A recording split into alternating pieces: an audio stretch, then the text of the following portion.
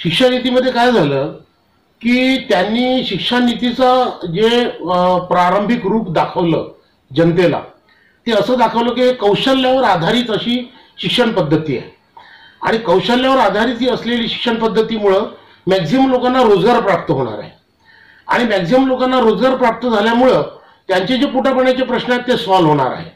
आणि हे करत असताना त्यांनी मात्र एक षडयंत्र त्याच्यामध्ये रचलं। ते षडयंत्र असं आहे की पोटापाण्याचे प्रश्न घेऊन जो समाज या देशामध्ये जगतो, जो समाज कौशल्यावर आधारित जे काही व्यवसाय आहे ते हजारो वर्षापासून घेऊन जगतो, तो समाज हा मुळात ओबीसी समाज आहे, हा मुळात SC ST DT NT समाज आहे। आणि या समाजाजवळ हजारो वर्षापासून त्यांचे स्वतःचे स्किल आहेत आणि ते स्किल डेव्हलप करून त्या स्किलमध्येच त्यांना अडकवून आणि त्या स्किलमधूनच त्यांना त्यांचा रोजगार उपलब्ध करून देऊन या संपूर्ण समाज गटाला जो 85-90% आहे, या समाज गटाला नीती निर्धारण प्रक्रियेपासून, या देशातल्या शासन प्रशासन प्रणालीतल्या सहभागापासून, या देशातल्या एकंदरीत जी काही नीती ठरणार आहे किंवा जे काही प्रोजेक्ट्स बनणार आहेत त्या प्रोजेक्ट्समध्ये आणि त्या एकंदरीतच भविष्यकालीन होणाऱ्या निर्णय प्रक्रियेमध्ये त्यांना पूर्णतः वंचित करण्याचा हा एक षडयंत्र आहे। आणि याच्यामध्ये काय झालं आहे की यांनी मोठं सुंदर म्हणजे असं कवच घेतलं आहे त्या स्किल डेव्हलपमेंटच्या नावाखाली। आता ही जी शिक्षण पद्धती आहे ती तिसऱ्या वर्षाच्या मुलापासून सुरू होणार आहे। 3 ते 8 वयोगटाचा एक गट करण्यात आलेला आहे। त्या 3 ते 8 वयोगटामध्ये ते काही सिम्बॉलिक की व्होकल अशा पद्धतीनं ते शिकवणार आहेत आणि त्यानंतर 3 वर्ष हे प्री प्रायमरी राहणार आहे, त्याच्यानंतर 3 वर्ष प्रायमरी राहणार आहे, त्याच्यानंतर 3 वर्ष मिडल स्कूल राहणार आहे आणि मग 4 वर्ष हायस्कूल राहणार आहे।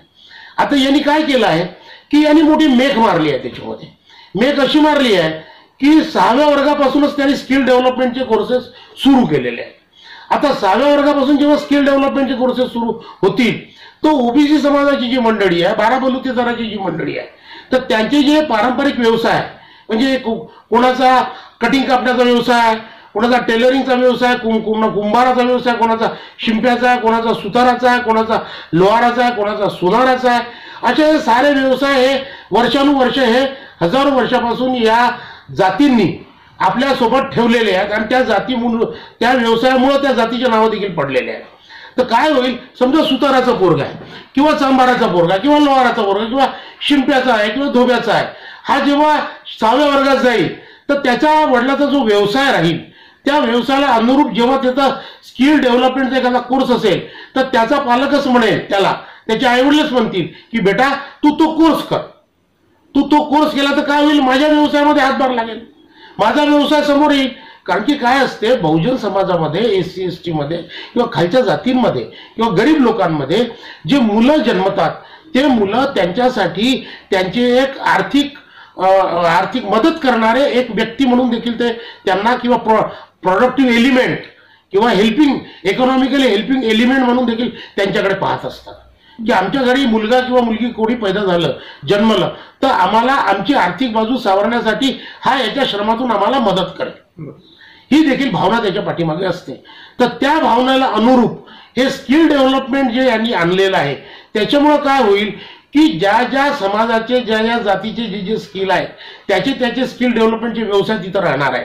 जसं आपण म्हटलं की खालच्या जाती आहेत त्या जाती स्वीपिंगचं काम करतात किंवा क्लिनिंगचं काम करतात, साफसफाईचं करतात, तर त्याच्यामध्ये हाऊसकीपिंगचे कोर्सेस देखील असतील, क्लिनिंगचे कोर्सेस देखील असतील, गटर साफ करण्याचे कोर्सेस देखील असतील।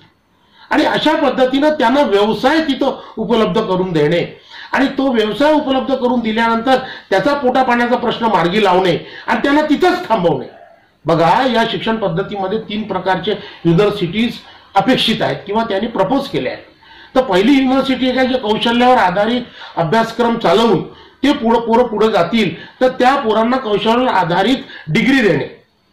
तर कौशल्यावर आधारित डिग्री देणारे एक विद्यापीठ राहणार आहे, त्याच्यानंतर दुसरे एक विद्यापीठ राहणार आहे ज्याच्यामध्ये परीक्षा होईल, ज्याच्यामध्ये क्लासेस होतील आणि ते ग्रॅज्युएट पोस्ट ग्रॅज्युएटच्या डिग्र्या देतील।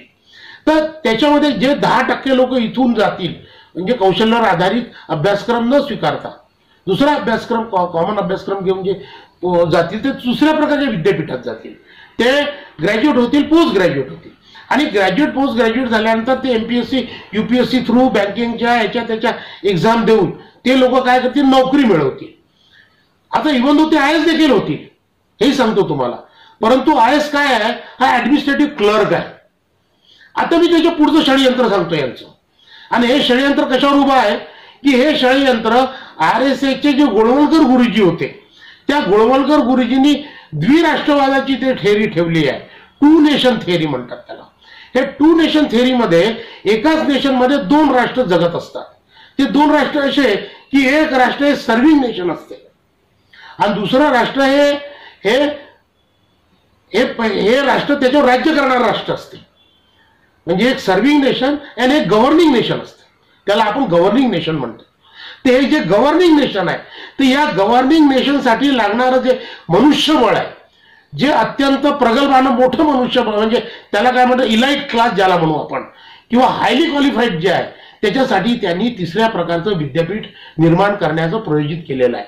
हे 3रं प्रकारचं जे विद्यापीठ आहे, हे 3ऱ्या प्रकारच्या विद्यापीठामध्ये हे संपूर्ण रिसर्च ओरिएंटेड राहणार आहे. आणि हे 3ऱ्या प्रकारचं जे विद्यापीठ आहे त्याच्यामध्ये जगातले जे 100 विद्यापीठ आहेत टॉपचे, त्यांना तिथं पार्टनरशिप किंवा आपल्या ब्रांचेस खोलायला परवानगी असणार आहे.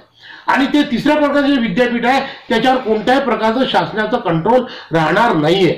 आणि ते 3ऱ्या प्रकारच्या विद्यापीठामध्ये सारे रिसर्च कॅरी आउट होतील. आणि त्यामधली जी फीज असेल ती इंटरनॅशनल ग्रेडची फी असेल, म्हणजे लाखो रुपयाची फी असेल. आणि त्याच्यामध्ये साधारणतः सामान्य वर्गातील लोक हे ऍडमिशन घेऊ शकणार नाहीत. आणि त्या विद्यापीठामध्ये कुठल्याही प्रकारचं आरक्षण ते देणार नाहीत.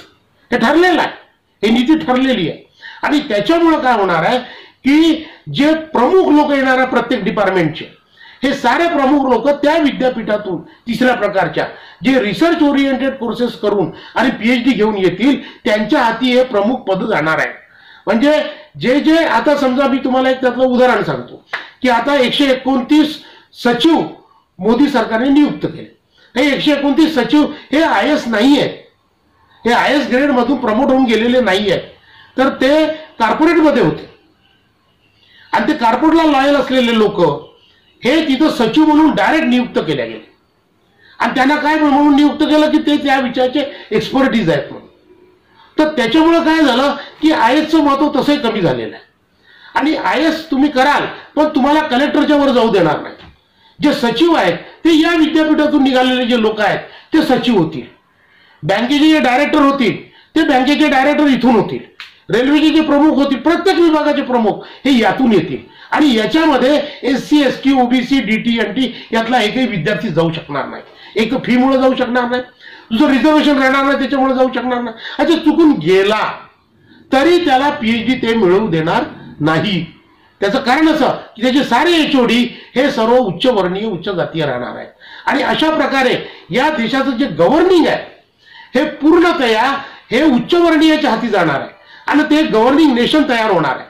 आणि खालचं हे सर्व्हिंग नेशन होणार आहे की 18 पगडे जे जाती आहेत, 12 बलुतेदार आहेत, जे OBC आहे, SC ST DT NT आहेत, हे आपापला व्यवसाय घेऊन, आपापलं कर्म घेऊन आणि आपापल्या सर्व्हिसेस देऊन या देशामध्ये जगणार आहेत. परंतु नीती निर्धारणाची जी प्रक्रिया राहणार आहे, या देशाचं जे काही भवितव्य निर्धारण करण्याची जी प्रक्रिया राहणार आहे किंवा शासन प्रशासनामधले जे उच्च पद राहणार आहेत ज्याच्यातून पॉलिसी मेकिंग होते, त्या पॉलिसी मेकिंग पूर्ण पद्धतीमध्ये किंवा पॉलिसी प्रोसेसमध्ये या समाजाचं कुठल्याही प्रकारचं प्रतिनिधित्व राहणार नाही. अशा पद्धतीची ही शिक्षण पद्धती यांनी इथे आपल्यावरती थोपवली आहे. आणि त्या शिक्षण पद्धतीचा पाया ही द्विराष्ट्र नीती आहे. आणि ती द्विराष्ट्र नीती ही RSSची नीती आहे. आणि RSSचे जे गोळवलकर गुरुजी होते त्यांची नीती आहे 2 नेशन थेअरी आहे. एक सर्व्हिंग नेशन आणि दुसरं गव्हर्निंग नेशन आहे.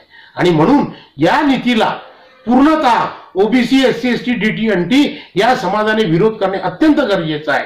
नाही तर हे लोक या देशामध्ये वेगळ्या पद्धतीनं गुलाम होतील आणि यांच्या हातून जे काही शासना प्रशासनातील किंवा नीती निर्धारणातील याच्यामध्ये जे काही प्रतिनिधित्व थोडंबहुत मिळत होतं ते किती संपुष्टात येईल. म्हणून या नीतीला सर्व सजग लोकांनी, जे लोक इथं प्रत्येकाला न्यायाची बाजू द्यायचा, समता स्वतंत्र बंधुत्वावर विश्वास असणाऱ्या, या देशाचं संविधान मानणाऱ्या प्रत्येकाने या नीतीला विरोध करणं गरजेचं आहे. एवढं बोलतो.